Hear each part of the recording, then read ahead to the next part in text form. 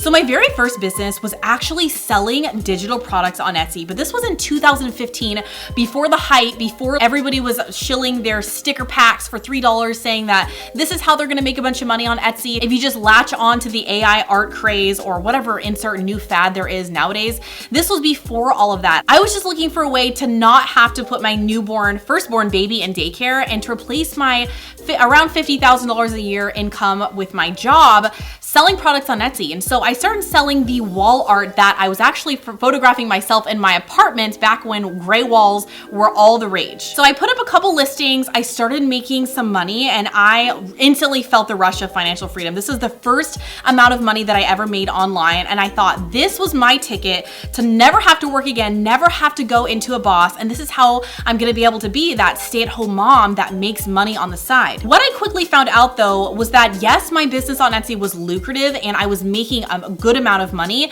It was also extremely taxing because while a certain art trend would be all the rage, it would phase out, the trend would die down, and I'd have to look for the next new product that I was going to sell. And so that's the same thing with nowadays. People latch onto these trends, right? And all the hype. There's AI art, okay? And so you can sell a bunch of stickers of like half dog, half robot looking things because that's what, you know, the algorithm wants. That's what the people want. And so you make some money, it dies down, you go to the next thing. You find a new fad, right? You'll find something like, okay, I can sell real cover photos for people that are estheticians. I mean, this is real. There's so many sub niches on Etsy selling digital products. And so you'll make a couple bucks. You might even make $1,000 selling these real cover photos. Then you're on to the next thing. And so I found for my own self, especially after having my first kid, that this isn't necessarily something sustainable. Yes, I can make a lot of money in the short term, but can I scale this business for the next 5, 10 years? Or is this just gonna be considered some type of side hustle and I'll have to go back to my day job? And so in today's video, I'm gonna talk about the 7 things that you hands down have to know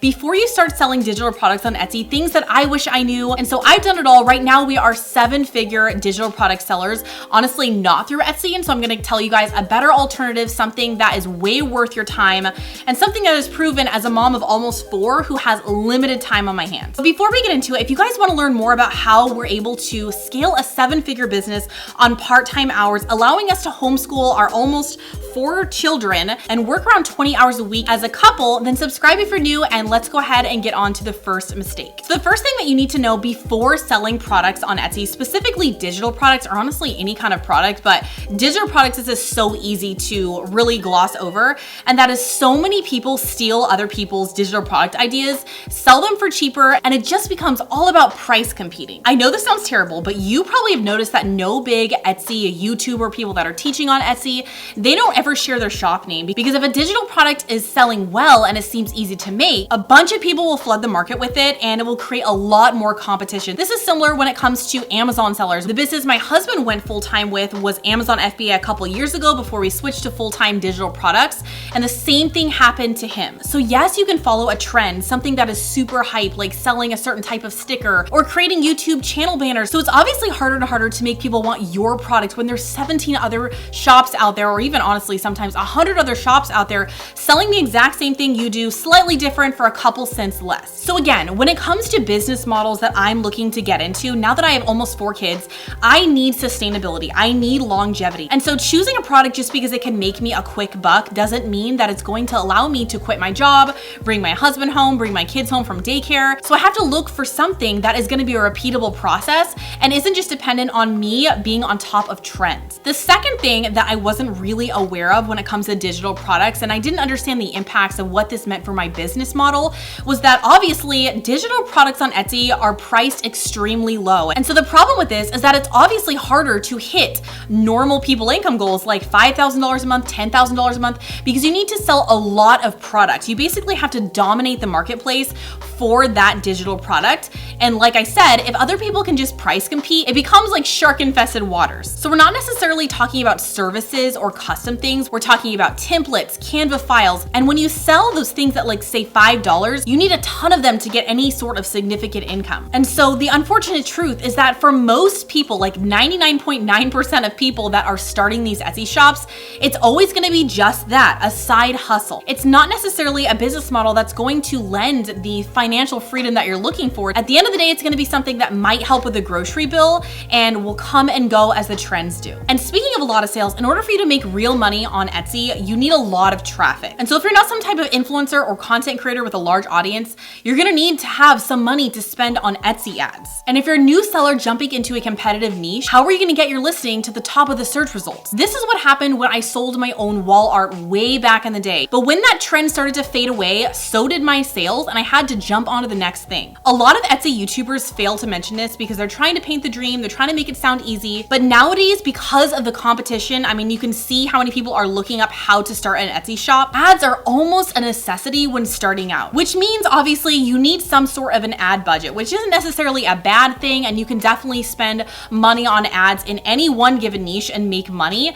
But it's something that is a higher risk if you don't have a lot of money to start with a lower guaranteed payout. Otherwise, you're just kind of praying to the Etsy gods, hoping that your listing will get picked up because of the hype and the trend that you're focused around. Number 4 on the list that I did not realize when just relying on my like special wall art that I was marketing at the time is that if you want to be a successful Etsy seller, you need a ton of new listings all of the time. Etsy's algorithm loves to recommend products, and so if you have a ton of products, that basically increases the chances of your products getting found. But obviously what that means for you is that you need to be making new products all the time. So this myth that you can just hit it big with like the AI art scene and make a bunch of money that is sustainable for year after year after year is just a farce. And that is something, again, that's not building a sustainable business that's repeatable over time. Nowadays, because of the steep competition, there are new sellers on Etsy that actually create a new product every single day of the week, which is insane. I mean, I don't have a lot of time for that. I'm a mom of multiple kids. I have a life. And so it's not something that I can probably do for the long haul. I don't want to have to do that year after year. And so while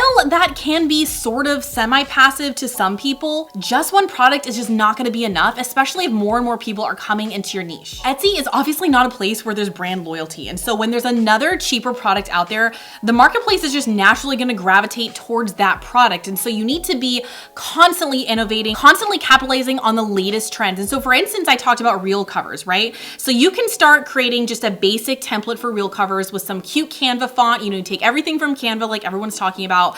And then when you find that you're outpriced because there's someone that sells it for 50% cheaper, then you have to find a new way to do the same thing that you were doing before with the reel cover, but maybe for a different sub niche. So maybe now you're attaching yourself to estheticians and you create reel covers for social media gurus, or you're creating reel covers for, I don't know, holistic natural people with like a different vibe. And so you have to be constantly on your toes, creating for a multitude of different niches before that one gets priced out. The 6th thing is that digital products on Etsy, they rarely solve a significant pain point. And the biggest problem with this is that, like I said, there's no brand loyalty. And so most of the time, they're things like tools, assets, or add-ons for a business. And so because of that, you're always gonna need an influx of new leads or new customers, new eyeballs looking at your shop, since it's a one and done kind of business model. And so the 7th and final point that I'm trying to make today is basically there's a better way than selling digital products specifically on Etsy, and that is with a personal brand. And so before you're like, I don't want to be an influencer, I don't want to have to show myself on social media, share my life, and be on 24/7,